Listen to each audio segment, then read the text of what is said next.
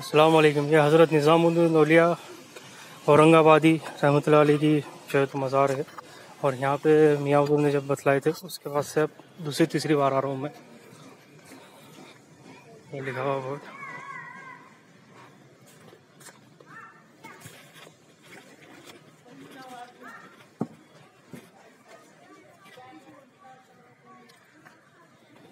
मज़ार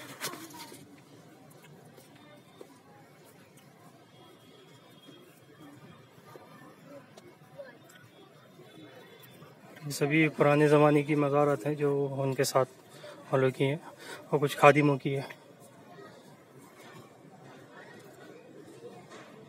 मस्जिद जबी के टाइम की बनी हुई।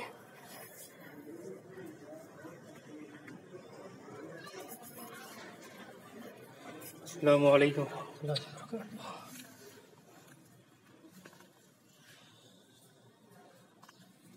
मेरे पीर व मुर्शिद मियाँ हुज़ूर और उनके तमाम खलीफा, उनके तमाम बच्चों की तरफ से और तमाम ग्रुप मेम्बरान की तरफ से मैं हज़रत निज़ामुद्दीन औलिया रहमतुल्लाह अलैह के पास में सलाम पेश करता हूँ। अस्सलामु अलैकुम रहमतुल्लाहि व बरकातुहू।